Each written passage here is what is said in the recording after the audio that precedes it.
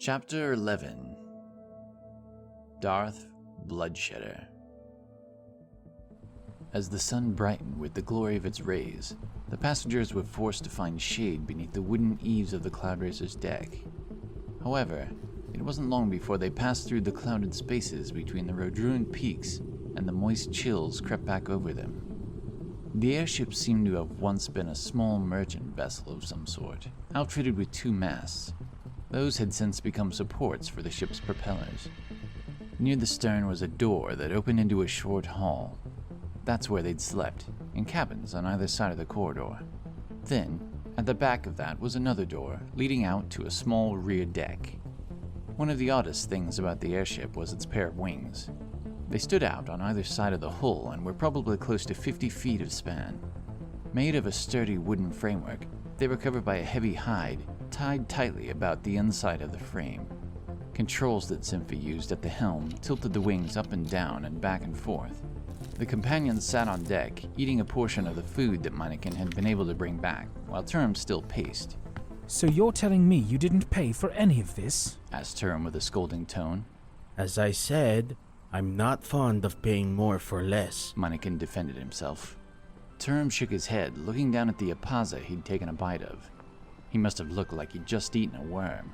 Turim, those prices, they were outrageous, said Meineken, looking down at his own striped fruit before looking back up at him. And honestly, the treatment we received there, do we really want to fund such behavior? Turim looked him deep in the eyes, shaking his head again. Forget it, he said with resign. It's too late now. And you're right, in the end, I suppose. The big fellow didn't deserve that, here or anywhere else. Exactly, agreed Meineken as he glanced over at the half-ogre sitting by himself. I certainly have no better argument for it. But no more theft, Master Shadowstar, added Turim, shaking his apaza. Law is law, and if my purpose is to uphold that law, then you put me in a poor position. If we were in our country, I would have been forced to arrest you. Well then I'm glad, said Meineken, that we are not. With relish, he took a bite of his own apaza. The half-ogre hadn't said a word. He sat propped up against the wall of the cabin, looking completely disinterested in any of them. I was more than capable of crushing some half-wit elves. He grunted at no one in particular. I didn't need or want your help. Turim looked around. The rangers looked slightly shocked by the half-ogre's ungrateful words, but he shrugged them off. What is your name, friend ogre? He said as pleasantly as he could. The mighty creature rolled his weight onto one side, looking over the others. I'm not a fool ogre, he grumbled. I'm half. My dear mom was human. I'm called Darf Bloodshedder, son of Darf Bloodshedder, feller of giants. This last part he grunted proudly. Turim accepted the half-ogre's title, tilting his head in a dignified way. Then we are in the company of a hero. He watched Darf's reaction. Listen here, knight, said Darf. I don't have a lot of patience for folk who want to patronize me. I have to get myself back to the pits as soon as you can get me aground. In fact, Red, he shouted to Cithilnor. Cithilnor had made sure no one disturbed the half-ogre during his nap, calling back to them from the helm. Turim spotted her checking Darf from over her shoulder a few times since then. She seemed to have a will to try and nurture the enormous creature. Thus far, all of her attempts had been met with silence. Yes, she replied, her tone curt. Apparently it was getting to her, though. Drop me off as soon as we reach the next country. Cithilnor curled her nose up in frustration. Whatever pleases you. Turim frowned. We're near Pickaxe Din now. If you want to descend, we'll be glad to leave you where you fancy. His own tone had turned a bit sour now, too. I do hope, however, that you'll treat these people with greater respect until we land. I think we're far enough off, Cithilnor said over her shoulder to him. I just wanted to put a little distance between us and that terrible city. The half-ogre folded his arms and sat them atop his knees. Then he leaned his head down into the comfortable hole one makes with folded arms on knees and snorted. For the next several minutes, nobody spoke at all. Most of the companions kept their distance and didn't make eye contact with Darf.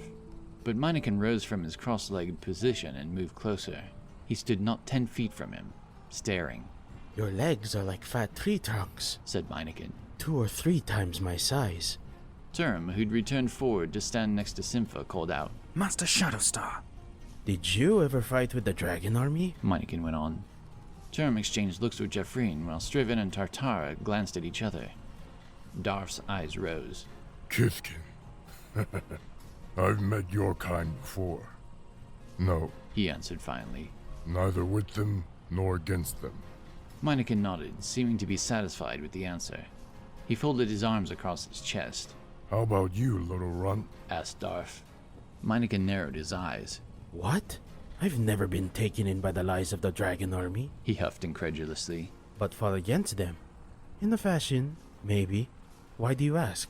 Why do you? Retorted Darf. Curiosity. I see. Well, let's just keep that curiosity to yourself for now. I'm in no mood for an interrogation. Meineken sat down cross-legged right where he was. Darf could have rolled over and crushed him. Turim knew Meineken was far too quick for that, but he was very near. As Meineken continued to look at Darf, the half-ogre squirmed, then repositioned his seat. After a few minutes, he turned and leaned against the cabin wall once again, resting his head on the wood. Simpha looked over at Turim. She looked relieved and let out a held breath. Turim cracked a slight smile. Thin gray clouds and birds passed. Turim felt the wind on his face.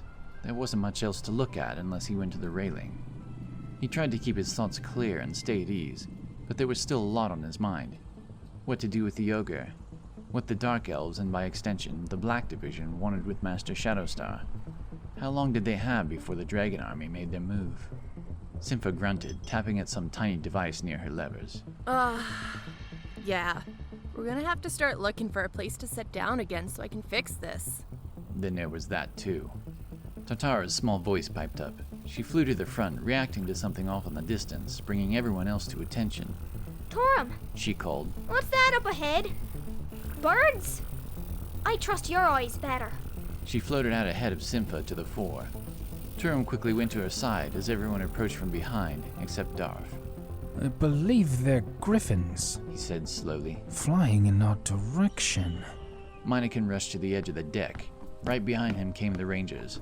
Those are stone griffons, He stated. mounts of the Dark Elves. Are those riders? This is probably not good. Strevan looked sidelong at Meineken and back at Jeffreen. He frowned. Why? They caught up to us already? The griffins had terrible beaks, and their wild, feathered wings beat swiftly.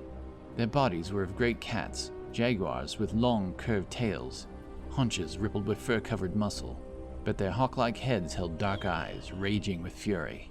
Bowguns! Shouted Simpha. Move quick! Added Turim, his heart already pounding.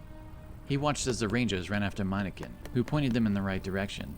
They didn't appear certain of what a bowgun was or what to do in order to operate one, but they hurried to the stern and aft. Even the ogre stood up.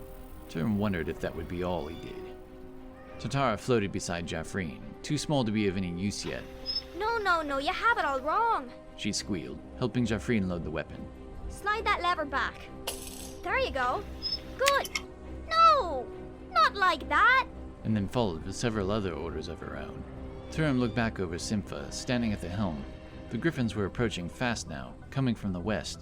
He frowned, wondering how the Dark Elves already knew they were coming, by air no less. Simpha looked up at the rotors above them, cursing under her breath, then pulled another lever beside the wheel as a small squeal of steam could be heard. Ugh, there are only 5! She shouted over her shoulder. Stick them and keep them out of my propellers! And what would happen if they were damaged? Growled Darf, still quite stationary, though even he sounded somewhat alarmed. This thing falls out of the sky? You're more observant than you look. Returned Simpha, her tongue even sharper now. Then a whistling bolt pierced the air. Turim looked back to see Strevan had figured out how to work the bowgun.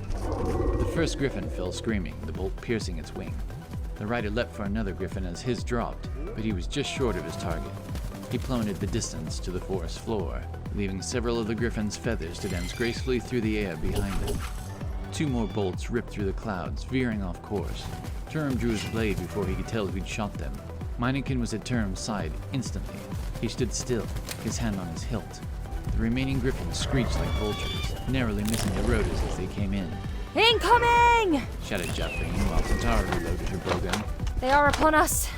The sound of claws raked the deck as the stone griffins struggled to catch purchase, but in a few seconds they landed on the rider's arm. Simpha yelled from the front, turning the airship. Everyone remained remained upright enough, grabbing onto whatever they could hold. Only one of the griffins and its rider were pulled free from their careful landing and flailed out behind as the Cloudracer kept moving. Orsaluieth, Came the voice of one dark elf. Turim assumed it was their leader. Armin limfuth ulos lak relic osnagoth, kithelek dikul, pakuthul limyel duhurth wenthe. You should not have come back, for now we shall flay your flesh from your bones, Kithkin fool. You too have slain many of our kin, and you'll pay for it with your trifling lives.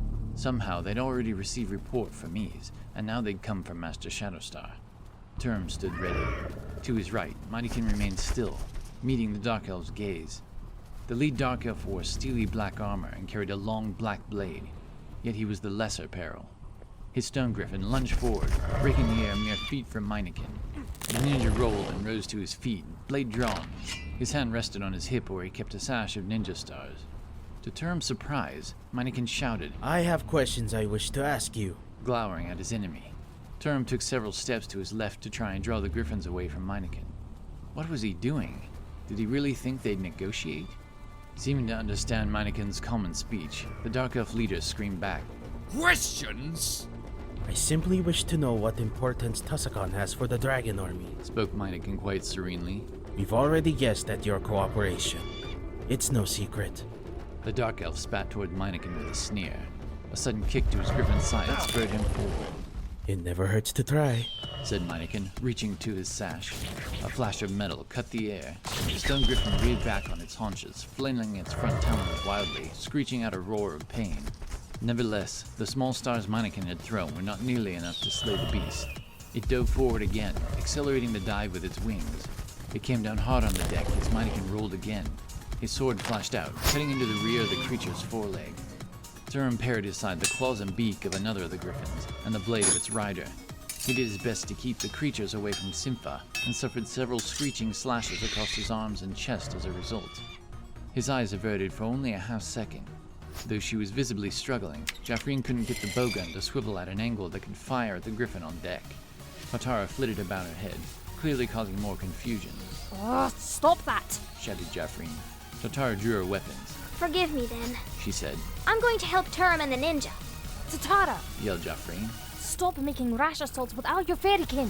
But Tatara was already buzzing toward the griffins. Turim heard the zip of an arrow fly past him, striking the Dark Elf rider on the back of the griffin closest to him. Green fletched arrows. He saw Strevan, bow in hand, near the bowgun. He let it to rest in its swiveling mouth. Another arrow whizzed past him when Turim turned his head. The Thalui slumped in his saddle. Now Turim only had the griffin to contend with. He slashed it again, and blade met flesh and feather. The claw tore back, ripping through part of his cloak. He parried claws and suddenly felt another body behind him. He and Mightykin stood back to back, breathing. The beasts and their dark elves were visibly winded, and moreover wounded with several of Strevan's arrows protruding from their sides. But the dark elves weren't giving up. Guard, the kukua! Away, small insect! One of the Thalui screamed, disturbed by Tatara's presence around him. He swatted and slashed. Oh, you shall remain here as a stain on my paw! Charging back into the fray, Turim and Mightykin moved together now, striking at the beast with their blades. Arrows zipped past them. Tatara darted in and out. Soon the stone griffin's blood was a crimson wave spilling forth across the airship's deck, and two slumped to the board. Mightykin didn't hesitate, and leapt to the creature's back with great speed, shooting the dark elven leader from his mount. He crashed to the deck, lifeless. Turim felt his feet fall away from him for a second. He lurched sideways and crashed into the wooden deck. He heard shouting from Jaffreen and Tatara, then a loud scream. His head swam, but he leaned up to see a stone griffin mere feet away from the helm, where Sympha still piloted the Cloudracer. Mightykin still rolled to his feet. Jaffreen was on the ground. Strevan was behind Turim, but trying to get to his feet as well. Sympha leaned, pulling on the wheel to stand. Her eyes were wide. The griffin leapt forward, its gaping beak matching the smirking bloodlust of its rider. The beast's claws and beak tore through the air, but mere inches before it could snatch the ship's chief into its mouth, it was a sickening crunch. The griffin spun sideways, slamming into the railing. The puzzled engineer stood uncertain, still trembling, as the stone griffin rolled over, preparing to rise again. Darf stepped from behind the creature. Its rear legs were badly crushed, but it struggled to its feet before another swing from Darf's steel club knocked its head against the deck. After that, The creature lay still.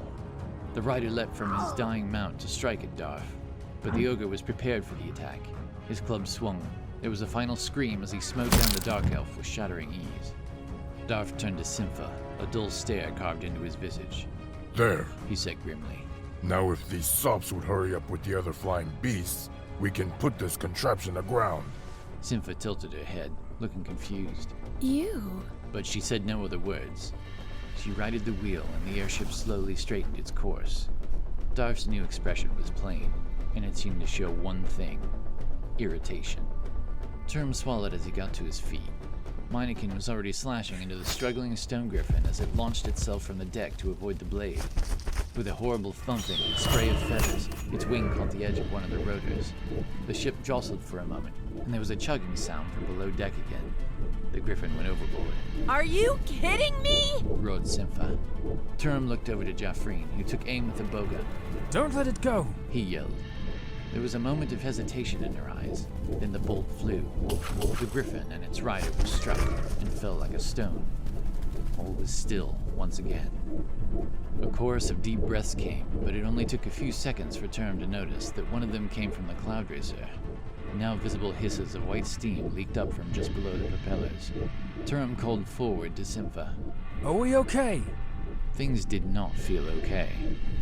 For a few long moments she just shook her head. We veered a long ways north. She shouted back eventually. I'm putting her down. Now! Everyone was quiet again. Turim gathered himself, sheathing his sword. The airship shook even harder than Turim had grown used to as it descended. He steadied himself as he moved around deck, taking count of those who remained unharmed. There were cuts and bruises, but nothing more permanent than that. Master Bloodshedder, He said as he came to the helm of the airship where Darf still stood. You wanted to return aground. You shall be accommodated. Darf said no words, and his face remained stone. He simply nodded, returning his great club to the harness on his back. Your actions today have saved our pilot. That's deserving of our gratitude. Darf nodded again and folded his arms. He looked over towards Sympha. Where are we now? My bearing's all screwed up, said Sympha. She sounded a little angry, but still a bit shaky. Turim took a few steps to peer over the edge again, just to confirm. He already knew the answer. I'd meant to point you more north by northwest, so we just cut across the southwestern corner of Pickaxe Din to avoid the Calamon Wall. But we're deep in the Modica's forest now. Sympha shook her head again, puffing out exasperated air. We're coming down pretty hard. I hope I can find an open enough glade to set her. Or that bumpy ride I always joked about. Turim looked back at her. This time, I really mean it.